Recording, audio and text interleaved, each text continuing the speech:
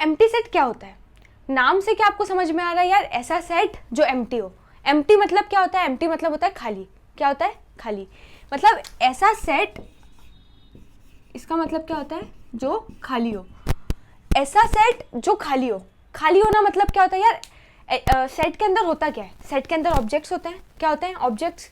अगर उसके अंदर ऑब्जेक्ट्स नहीं है, सेट खाली है, मतलब सेट के अंदर कुछ भी नहीं है, मतलब सेट के अंदर कोई भी ऑब्जेक्ट नहीं है, तो वो क्या होगा? Empty set. ठीक है, अगर कोई भी ऑब्जेक्ट नहीं है मतलब set which does not contain any element. ठीक है, which does not contain any element. एक ऐसा सेट जिसके अंदर एक भी एलिमेंट या एक भी ऑब्जेक्ट नहीं है। ठीक है, वो सेट क्या है? Empty set.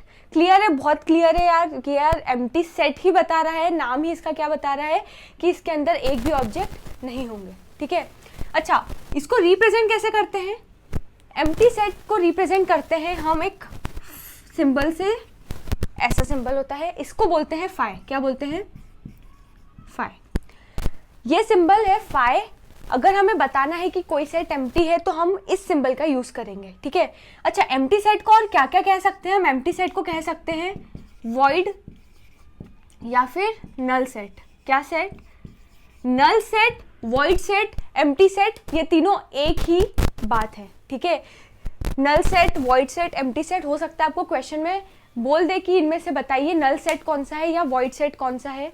ठीक है, तो आपको कंफ्यूज नहीं होना है, एम्प्टी सेट को ही नल सेट या वॉइड सेट कहते हैं। ठीक है, ऐसे सेट जो खाली हो, ऐसे सेट जिनके अंदर एक भी ऑब्जेक्ट नहीं हो, वो होंगे नल सेट, वॉइड सेट या एम्प्टी सेट। उसको रिप्रेजेंट करेंगे इस सिंबल फाई से। ठीक है, कुछ एग्जांपल लेके देखते हैं। अगर मैं बोलूँ ऐसे नंबर्स, अच्छा अगर मैं ऐसे बोलूँ एक ऐसा सेट है एस, ठीक है, उसमें वो सारे एलिमेंट्स हैं, वो सारे होल नंबर्स हैं, वो होल नंबर्स जो इंटीजर नहीं है। ऐसे होल नंबर जो इंटीजर नहीं है वो है मेरा सेट ए। क्या है सेट ए? ऐसे whole numbers which are not integers.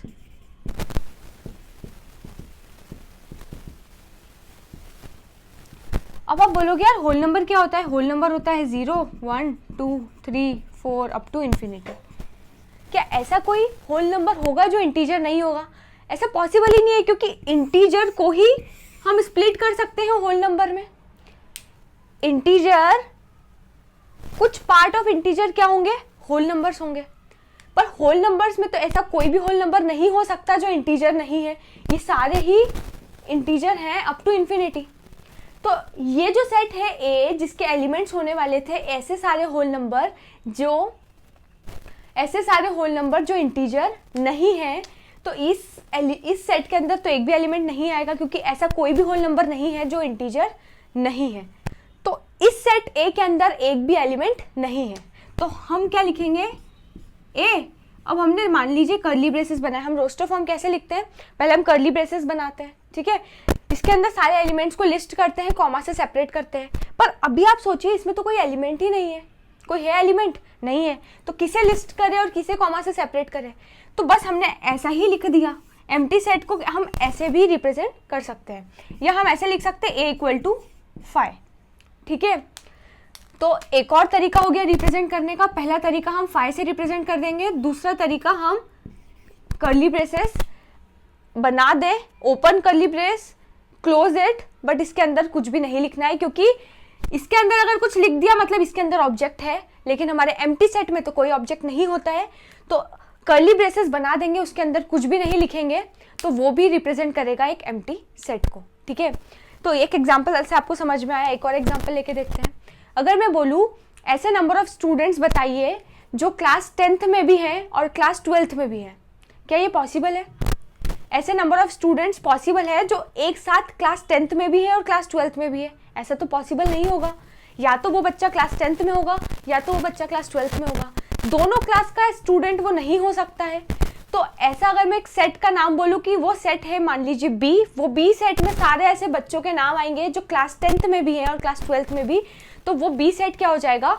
Null set हो जाएगा। क्या हो जाएगा? नल सेट हो जाएगा। Null set, void set, empty set एक ही बात है। ठीक है, तो आई होप आपको एम्प्टी सेट क्लियर हो गया होगा। ऐसे सारे सेट जिसके अंदर एक भी एलिमेंट नहीं है वो है एम्प्टी सेट। क्लियर है? अच्छा, अगर हमने कार्डिनल नंबर की बात करें तो एम्प्टी सेट का कार्डिनल नंबर क्या होगा? 0 होगा। कार्डिनल नंबर क्या होता है? Number of distinct elements of a set. ठीक है, कार्डिनल नंबर ऑफ एस मतलब एस के अंदर जितने डिस्टिंक्ट एलिमेंट हैं वो। ठीक है, अभी हमारा मान लीजिए एम्प्टी सेट है एस। एस क्या है? Empty set. एम्प्टी सेट मतलब उसके अंदर एक भी एलिमेंट नहीं है, तो नंबर ऑफ एलिमेंट्स इसके अंदर कितने होंगे? 0। तो उसका कार्डिनल नंबर हो गया 0। इतनी बात क्लियर है?